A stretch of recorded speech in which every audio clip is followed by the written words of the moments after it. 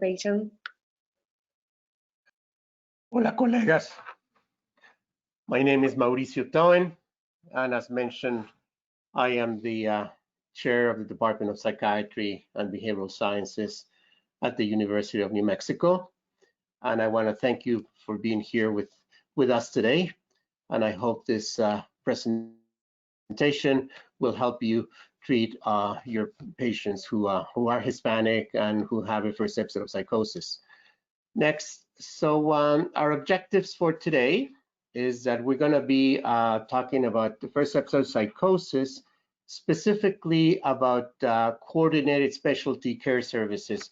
So this is a program that is funded here in New Mexico by a SAMHSA grant, and there are other similar settings across the country, so it's not unique.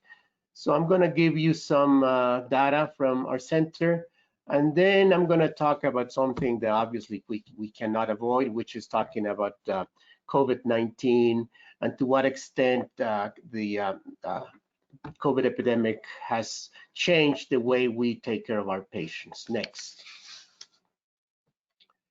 So let's talk about severe mental illness or serious mental illness, which is the acronym is, of course, SMI.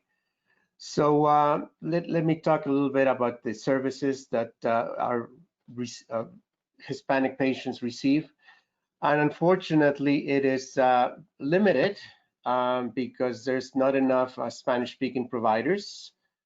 Also, the Hispanic population lacks insurance. There's a higher degree of lack of insurance in the Hispanic population, including of those who are undocumented. Hispanic patients do experience bias, and actually there is in general a negative view of mental health workers among the Hispanic community, which means there is mistrust of providers. So what does that mean? What are the consequences of some of the limitations that I've mentioned? Well, more frequently compared to the majority population, non-Hispanic population, the Hispanic patients are hospitalized involuntarily. And of course, I'm talking about mental health needs, more frequent than the general population. Also, in more cases than in the general population, they run into a police officer before they run into a mental health provider. In fact, in first episode psychosis, the most common contact that a patient has with anybody outside the family is not with a healthcare provider. It's actually with law enforcement. Now that is for the whole population of first episode psychosis, but that's even higher in the Hispanic population. In addition, the Hispanic patients have a higher degree of medical comorbidity, including metabolic syndrome, diabetes, and so on. And this is a population that is first episode. So this is a population that already has metabolic syndrome even before they started taking medication. As we know, many of the antipsychotic medications cause weight gain and therefore metabolic syndrome. So the mortality and morbidity is higher in the Hispanic population compared to the majority non-Hispanic population. Next. So let's talk a little bit about psychosis. And I know a number of you are faculty, and so this is going to be rather elementary.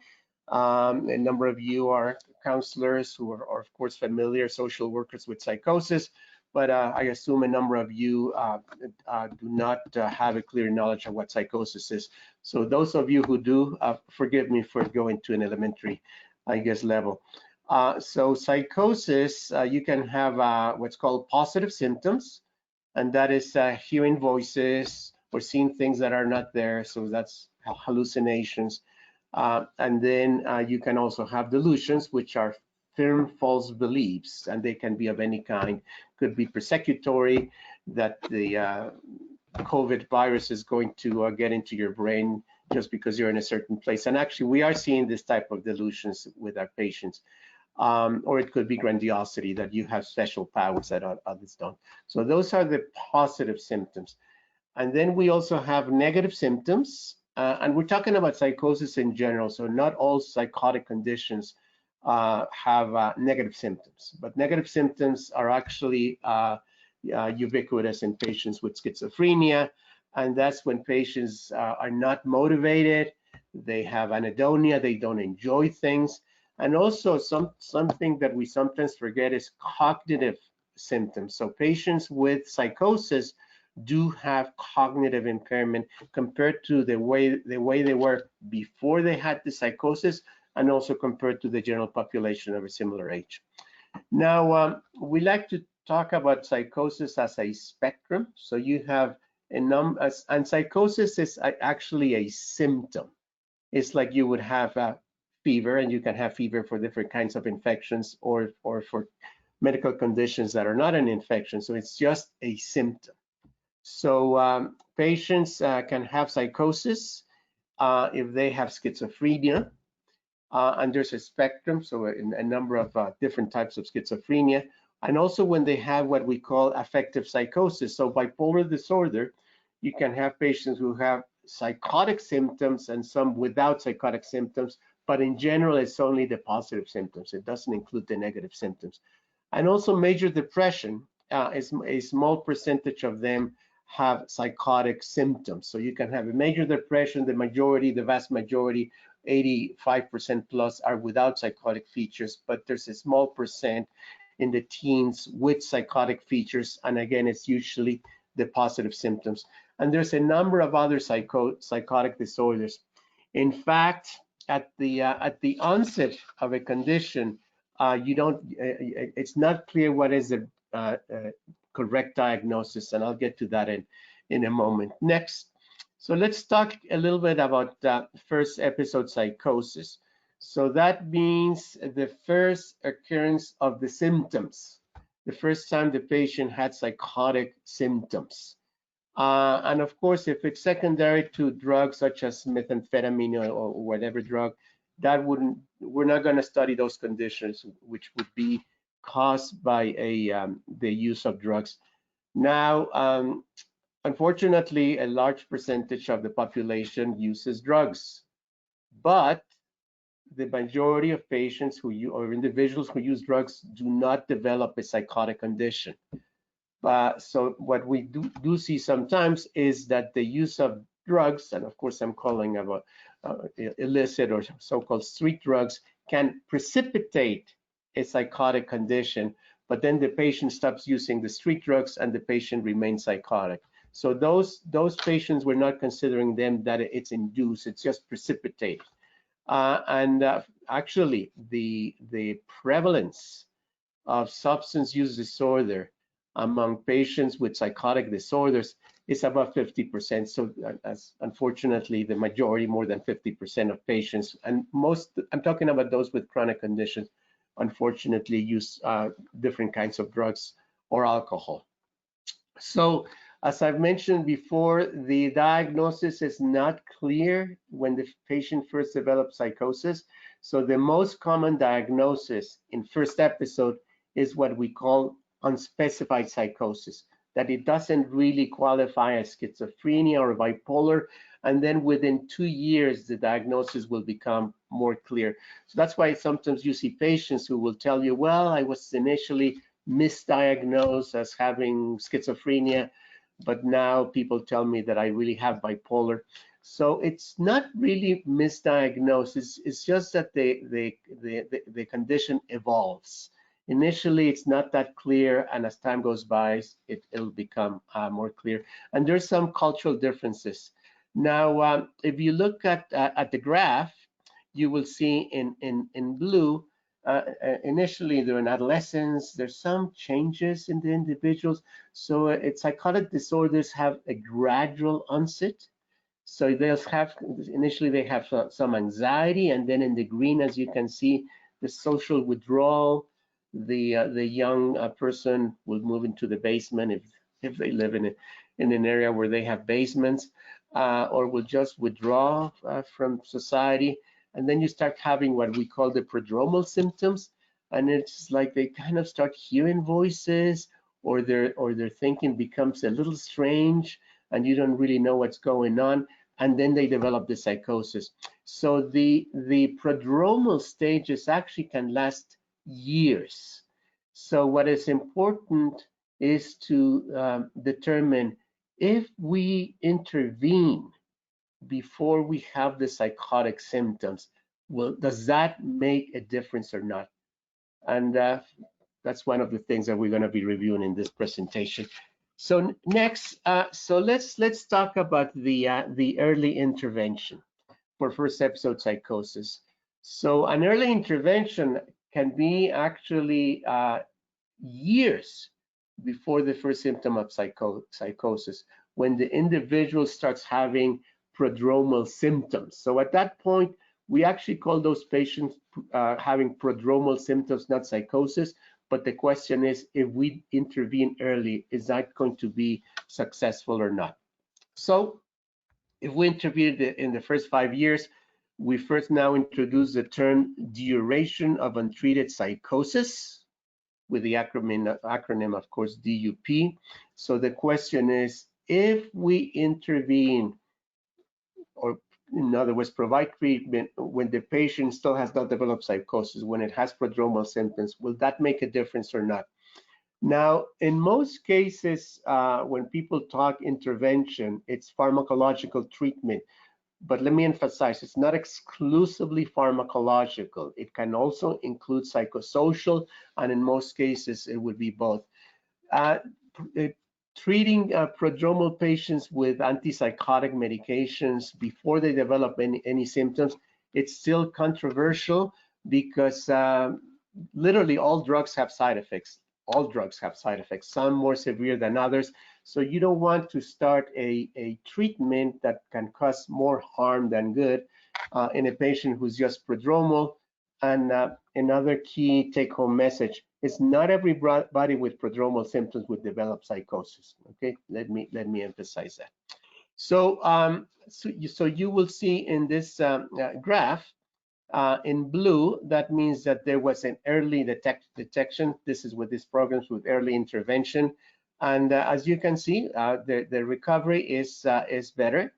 Now, the one that's interesting is living independently. Actually, more of those where the detection was usual, these are, of course, two separate groups, were living independently. It's still unclear what that means. But in terms of return to full-time work, more common when you had an early intervention, and then being in touch with the family. So this is an example of preventive medicine. So in general, when we talk about preventive medicine, of course, COVID, we talk about infectious diseases. But in fact, there is an opportunity of preventive medicine in mental health. And of course, that should be our goal. If we look at the next slide, we will see what the coordinated specialty care for first episode psychosis. And there's a number of them around the country. There's one called Navigate, and what they try to do is try to educate the public, the patient, and the family, which is key. So when we talk about psychoeducation, is not letting the patient know what how can they prevent psychosis. One of them is certainly avoiding street drugs. It doesn't guarantee that. Well, not everybody who uses street drugs will develop psychosis, of course. But not taking them also doesn't guarantee that the patient will not develop it. Another key thing is, of course, the family, but education of the public. So at the University of New Mexico, we're very community-oriented. So when we talk about education, it's like the public. We know that our patients suffer from stigma, and the only way to deal with stigma is education of the public.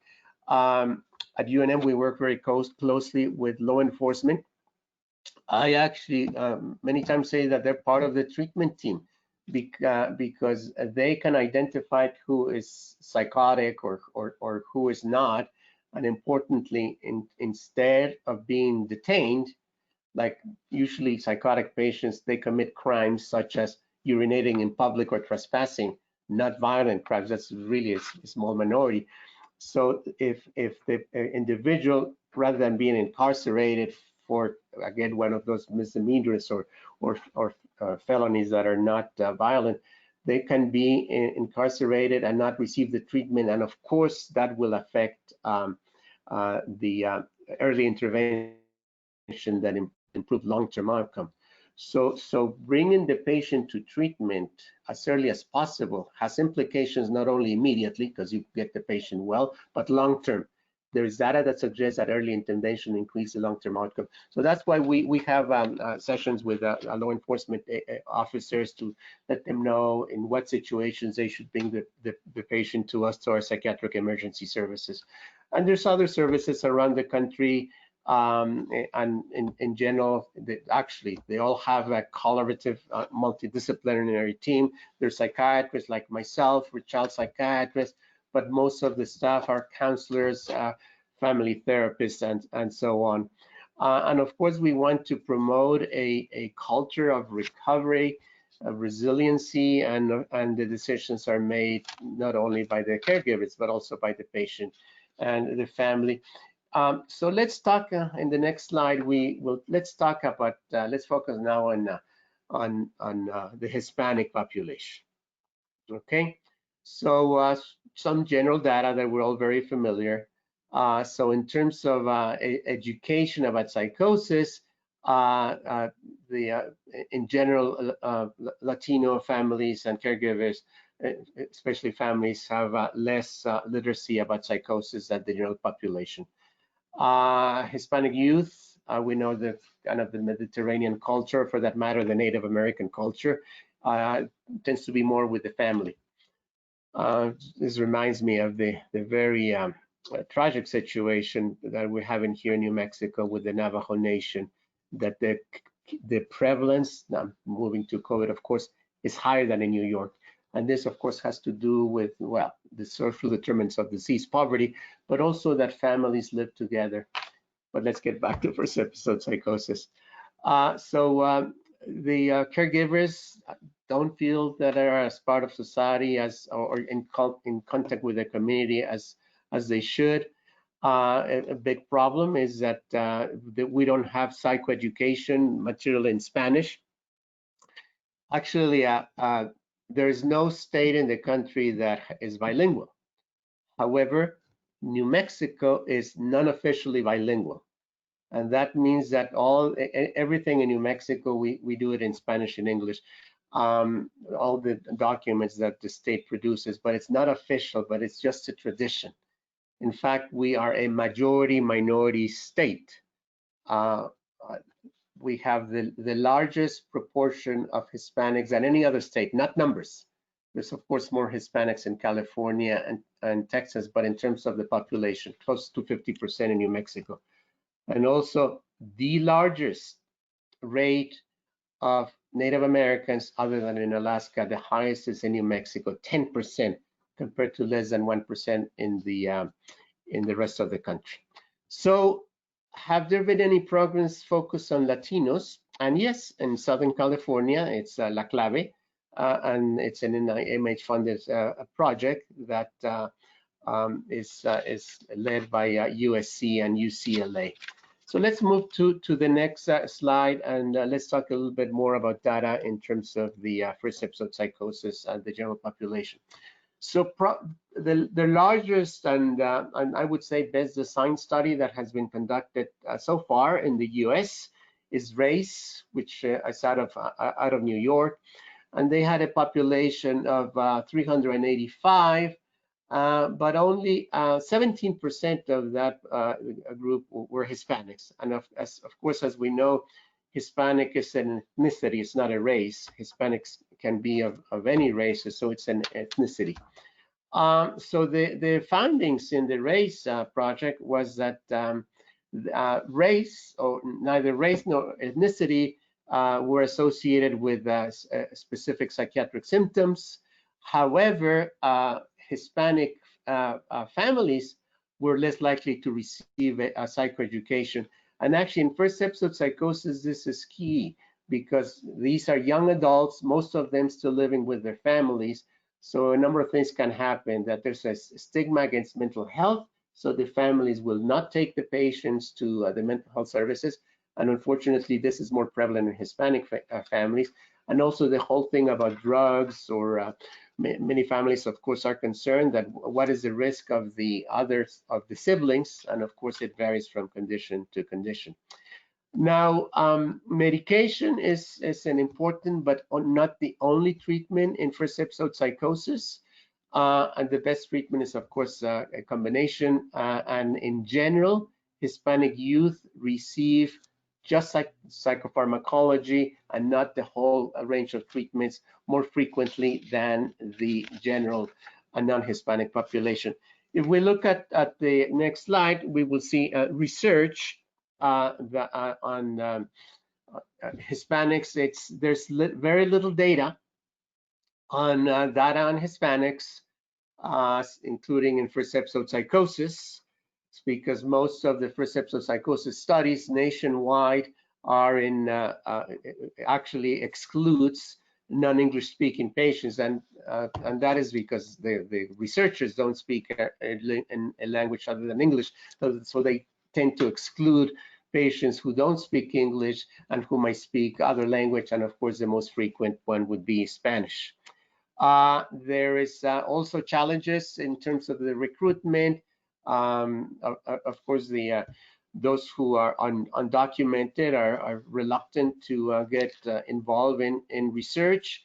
And in general, the Hispanic culture, I'm going to generalize at this point, or Hispanic communities are less likely to get involved in research compared to the larger majority non-Hispanic population. So if we look at the next slide, let me talk a little bit about the what we have in New Mexico. So we have a program, and again, this is funded by a federal grant, and it's called the EARLY program, and it is a first episode psychosis program. We also have actually a prodromal study. We're not going to be talking about that now, where we see patients who are just developing prodromal symptoms.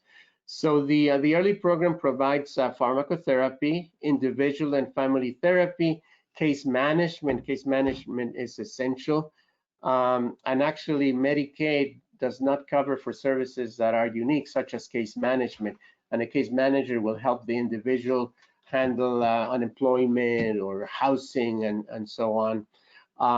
So we also provide occupational therapy, peer support. Peer support is really very important. Peer support is when you have an individual who has suffered from the condition, whatever the condition it is, who has recovered, and then provide support to the other individuals with the same condition. You can even have peer support in families, parents who have a child who had a first episode psychosis, who will provide support to other families where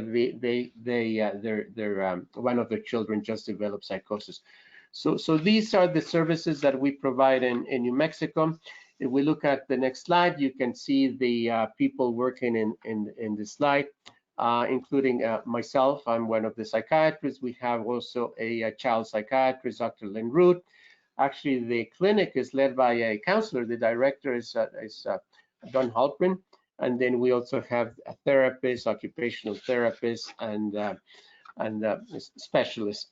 So if we look at the next slide, I'll tell you a little bit about this study that we're going to review today. So we collected the data not only from the patients, but also from the electronic medical records.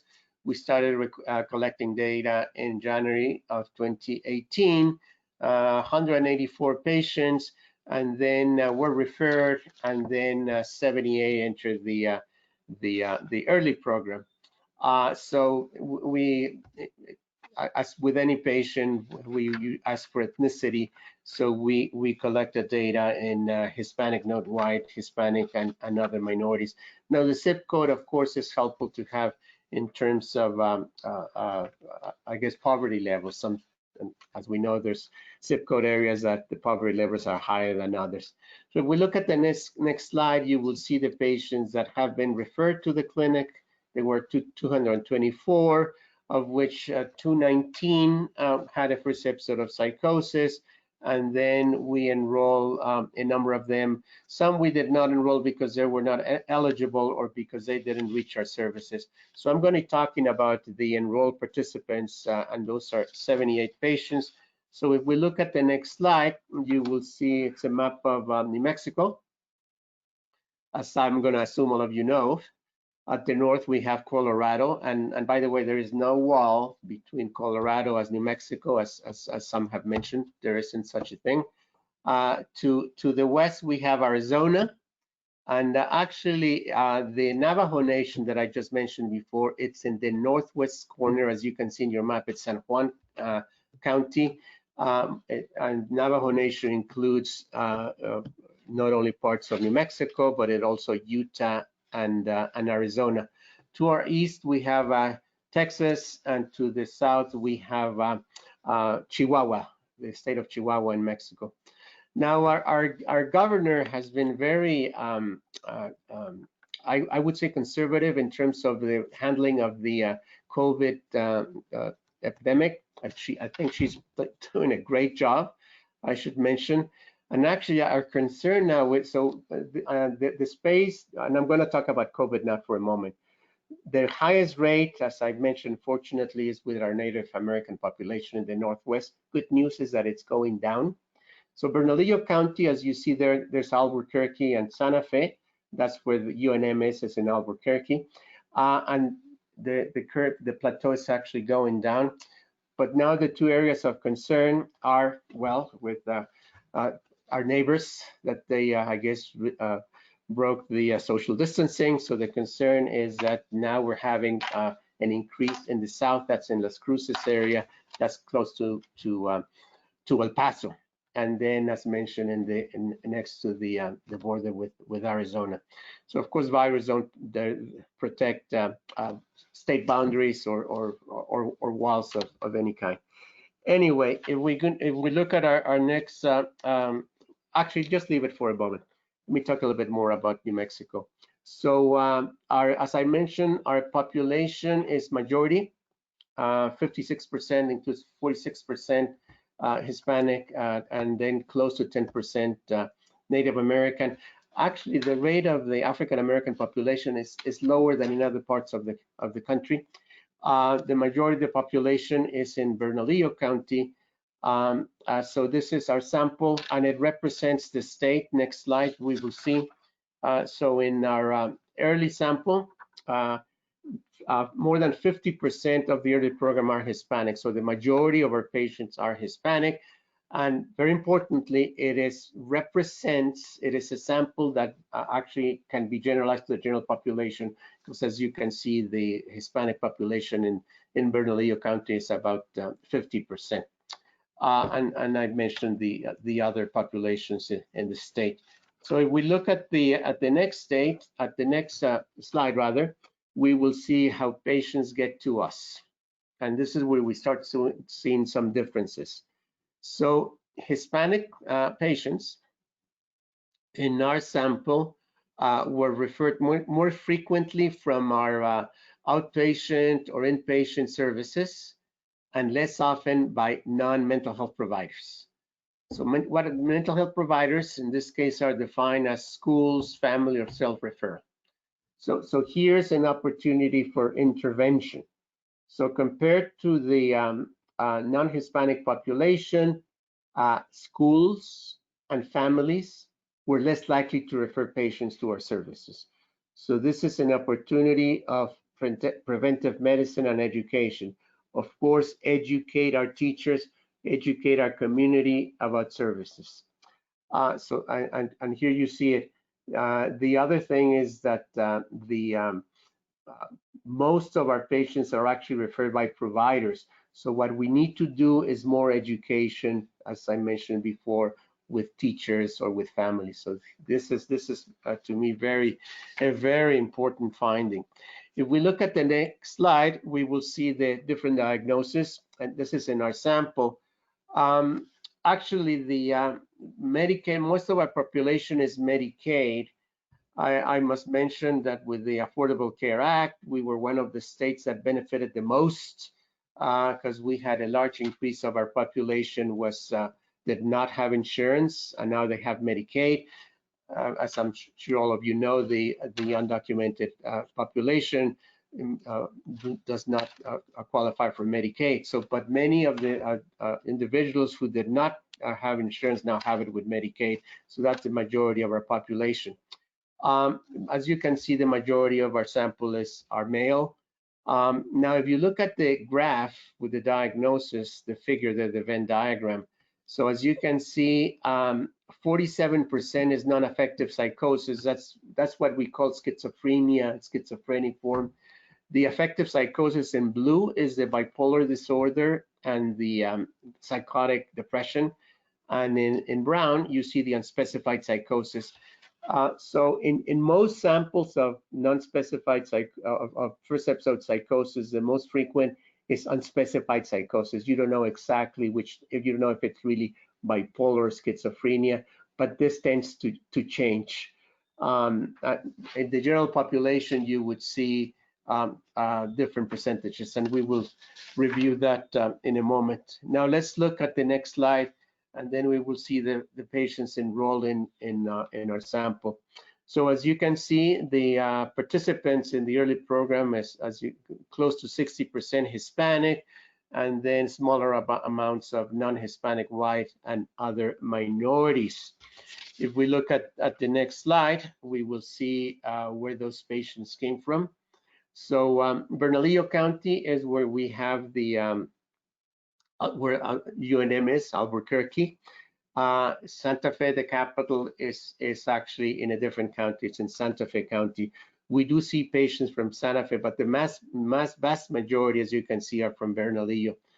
By the way, a little bit more of New Mexico history. I'm sure as many of you know, but Santa Fe is the oldest state capital in the country. So Santa Fe has been the capital of New Mexico before there was any other capital in any other state in the country. So that is unique to Santa Fe. So we are unfortunately a poor state. We usually rank in the lower 3, together with West Virginia and Mississippi, just usually, and New Mexico, and different categories that you don't want to be in. Unfortunately, we are in. So we have lower rates of high school education, larger percent of individuals living under the poverty line, and there's more crime than, I wouldn't say that in other cities in the country, but in the area, in some areas, there is crime. If we look at the next slide, we will see the use of non-prescribed drugs, illicit drugs, street drugs. And as you can see, this is another take-home message. We first saw that referrals are mostly from providers. We need to educate teachers and families. So this is another important one.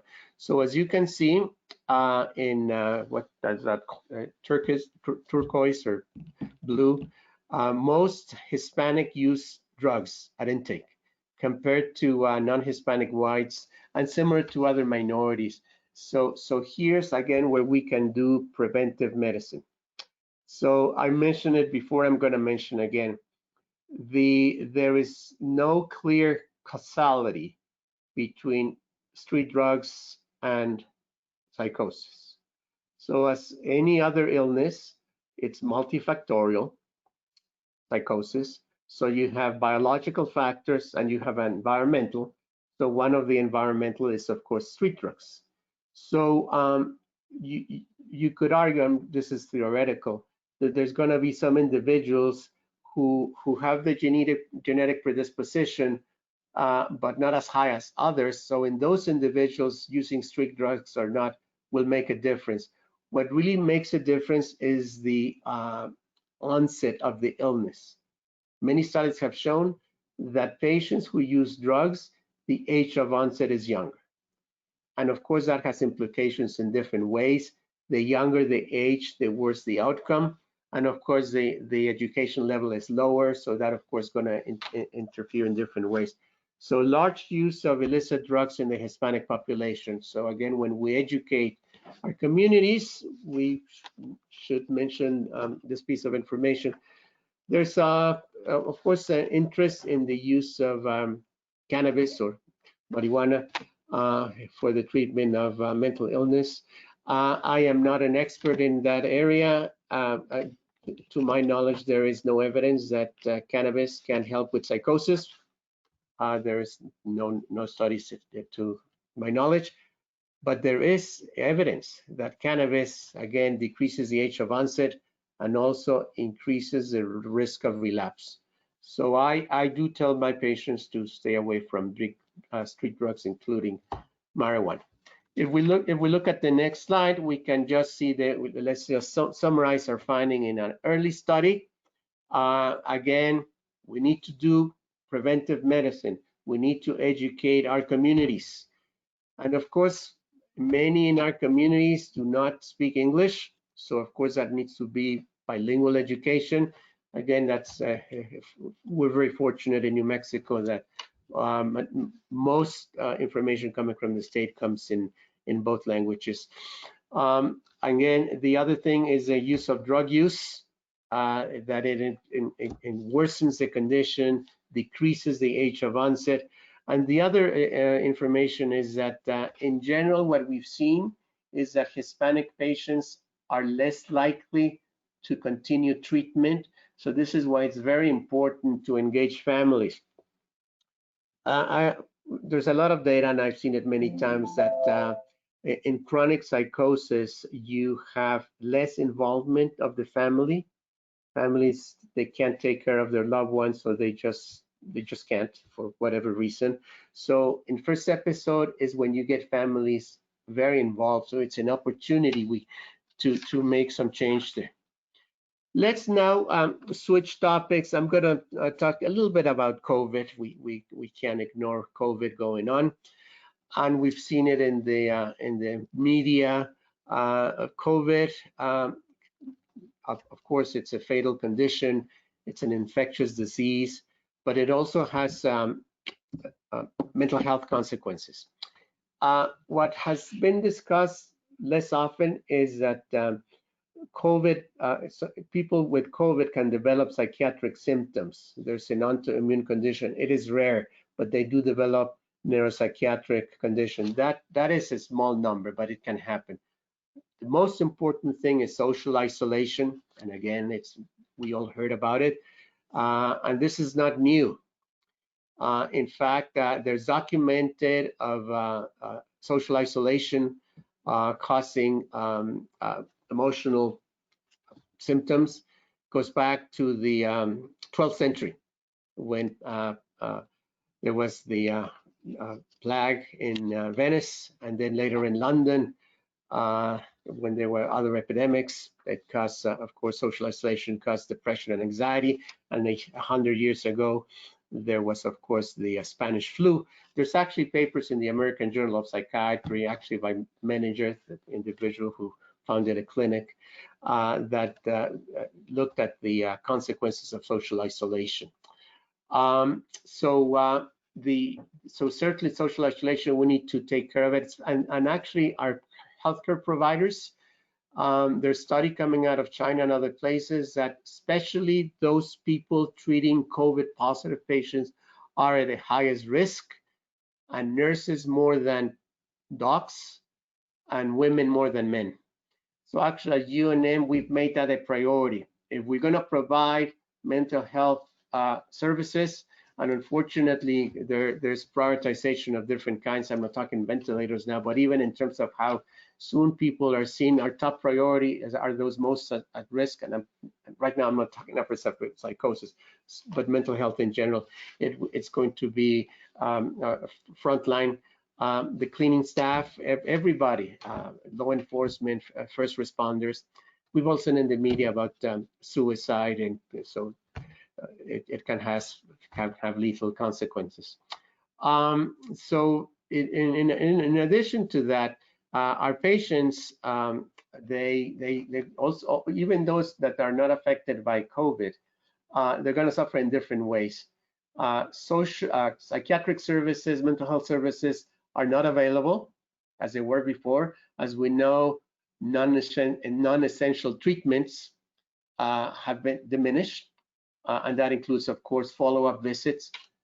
For instance, an issue with long-acting intramusculars. Some patients are not showing up. If we look at the next slide, we can see what has been observed. So there's a shortage of all kinds of caregivers. In fact, in our department, we were asked if we would volunteer to work in the COVID positive units, and 9 of us did. So there is actually redeployment, so to speak. So that limits the capacity to treat other conditions. There is, of course, why do people get anxious? Well, they get anxious about their safety, lack of PPE, lack of equipment, and then just maintaining social distance. So this is also a challenge with our patients. In other words, can you ask patients with psychiatric conditions to keep social distance? And due to their condition, they can't. It could be cognitive impairment or delusions, or because they're agitated, so it's very difficult. Then we talk also about asymptomatic COVID positive patients. And the problem, so when you have someone who's, and when I talk asymptomatic, that means respiratory symptoms. So when you have coughing, that's symptomatic, the virus spreads. So with our patients, they can be asymptomatic from a respiratory perspective, they're not coughing. But as we know, our patients, some of them who are psychotic might yell or spit and so on. So that's why we need to protect other patients and our staff. So we are very careful in making sure that we don't have COVID positive patients who are asymptomatic coming into a psychiatric unit, which we have a very, very vulnerable population for the reasons that I've mentioned. So if we look at the next slide, we will see some of the things that we're doing. And it's, of course, the use of telemedicine. Of course, in mental health, we've heard about telemedicine for quite a while, but COVID has really been a catalyst. So what we did at H&OM is we moved all non-essential visits to telemedicine. We do have a psychiatric emergency service open, obviously hasn't closed, and that's face-to-face. In fact, I'm going to be there overnight tonight. But our outpatient visits, let's call that non-essential, are not face-to-face anymore. And the experience has been quite interesting. In fact, the no-show rates are lower with telemedicine compared to face-to-face, especially in children. I have a patient with bipolar disorder who's 17, and then, as in some families that you have, it's quite extended because you have the mother and the father, and then the father and the girlfriend, and so on, and the grandparents. So they're in different places. So we need collateral information. In this particular child would spend nights with the paternal grandparents, and during the day with the maternal, with the mother rather. So it was helpful for me to do through telemedicine. I could talk to all of them. Now it doesn't work in some cases. Negative symptoms, certainly on the phone, very difficult. We need to watch. So certainly visual helps over audio. So that has been quite helpful. But in some cases, there is face-to-face has to continue. So what we're calling the new normal, if we look at this, well, actually in this slide from the School of Public Health, that there's going to be the new normal. I'm sure I was talking with our faculty yesterday. It's going to include telemedicine to some extent. In a state like New Mexico, where we have rural areas that they don't have any providers. So of course, telemedicine is a big help. In many of these places, you might have a nurse practitioner who's not necessarily specializes in psychiatric treatment or psychiatric care. So we can provide telemedicine consultation to the provider and, for that matter, to the patient as well. So yes, COVID, of course, is a tragedy, but it has been a catalyst of finding some of these tools that I think are here to stay. So let me stop now.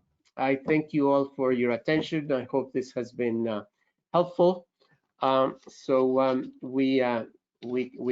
will stop now. So we're open for questions. We don't need the slides anymore. Thank you, Doctor. I have the first question ready, and it says, you mentioned that at times the first intervention is with policemen. How could they be incorporated in prevention efforts? So yeah, if you look at data, and so I sometimes I do like to talk about my own experience, but not just my own experience. Data is, of course, what should lead us, all of us, in our decisions. So data shows that in first episode psychosis, patients are more frequently first run into a law enforcement agent before they see a provider. Okay, that's a very important piece of information, which means that we should help law enforcement better identify who has psychosis. And again, as I mentioned, rather than incarcerating someone for trespassing, or violence among the mentally ill is committed against them, not to them towards others. Protect individuals who have first episode psychosis of being victims of violence or abuse of different kinds. So, which of course, as we know, happen in incarcerated situations. It's important that they bring those patients for treatment, and of course, many of the jails and prisons do provide services, but I'm focusing now on the more specialized services. I'm not sure if that responds to questions. I'm just repeating what I mentioned before. Thank you, Doctor. They're also asking, what recommendations would you offer to inner city youth living public housing where social distancing goes against the grain of their being? The peer group is the space in which Hispanic youth live outside the multi-generational / extended family, living in small inner city apartments. Yeah, that's the social determinants of disease, in a way, more important than anything else. So if we take care of those social determinants such as poverty, that would be the best preventive medicine.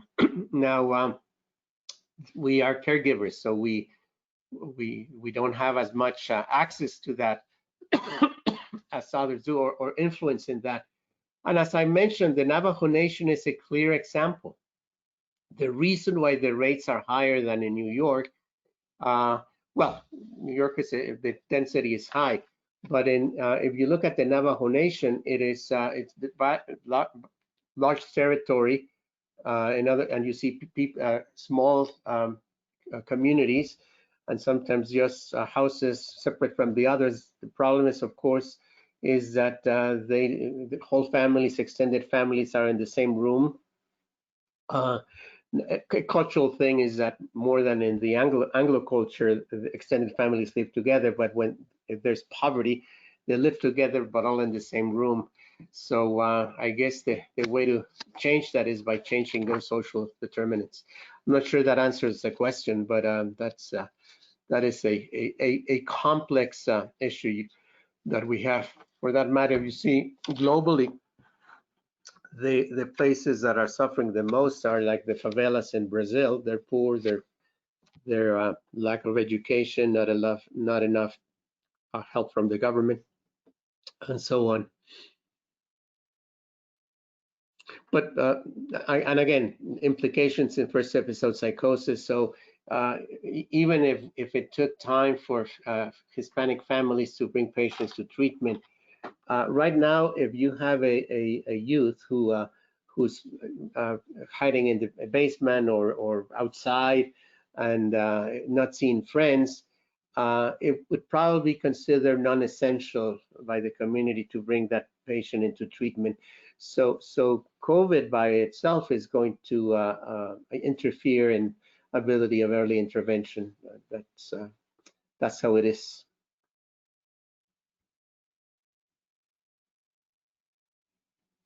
Thank you, doctor. Another one says, in adolescence, how can caregiver identify the symptoms of psychosis? Because I know the hormones and behavior can be confusing. Hormones, you mean behaviors that happen in adolescence? Is that what the colleague is Yeah, I asking? think so. Like how to differentiate that from the actual symptoms of psychosis. Well, what we call as normal adolescence is certainly not psychotic. And I think the thing about saying that hormones might cause problems, especially in females, is certainly sexist. It's not a. It's very different. If sometimes one might be irritable, and we know adolescents can be irritable, but that's not psychosis.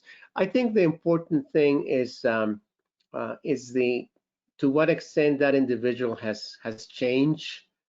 So if someone, if a adolescent used to be very social and now just doesn't see any friends, then there's a change there. On the other hand, if someone tends to be introvert and remains introvert, that doesn't mean that that individual is, and let me emphasize that introverts are not more prone to psychosis than others. Let me emphasize that. So I think what we need to look at as change, and that's why when we see patients, it is essential that we talk to the family. Not getting collateral information is really not adequate care. That would be inferior type care, and not only for diagnosis but also for follow-up. Now, sometimes what is a bit complicated related to the question is when you have communities with different cultural beliefs. So in the Native American population, there is a lot of spirituality, which is cultural. That's how it is.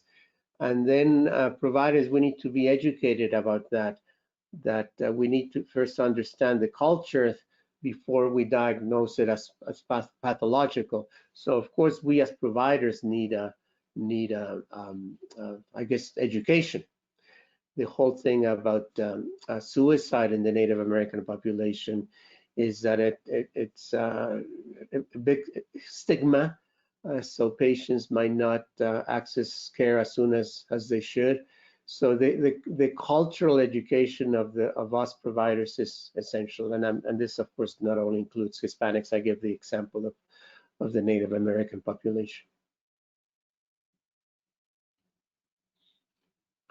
So happy to answer other questions. Yes, we have one last question, and is there co-occurrence between SMI and PTSD? Are there well, PTSD? So this is an important question about SMI, serious mental illness.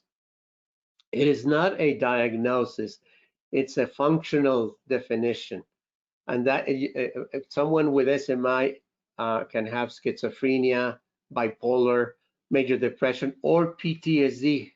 But not everybody with PTSD or not everybody with bipolar would be in the serious mental illness.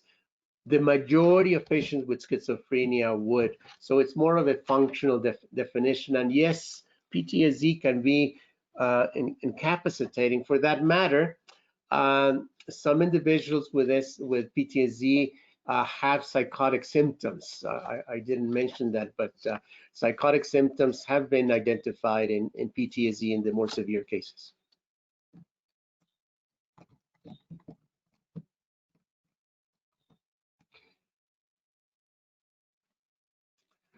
Well, again, I hope this was good use of your time.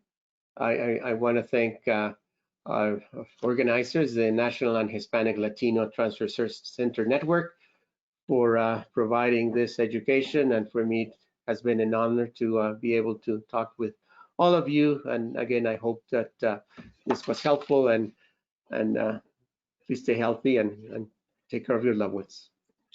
Thank you, Dr. Owen, for taking the time and accepting our invitation to present this webinar. We really appreciate it. It has been very educational and helpful, especially in the times that we're living right now. So the National Hispanic and Latino Mental Health ETC would like to thank you for taking the time to offer this webinar. And we would also like to thank our audience for taking the time to connect and participate in this and other webinars we've been offering.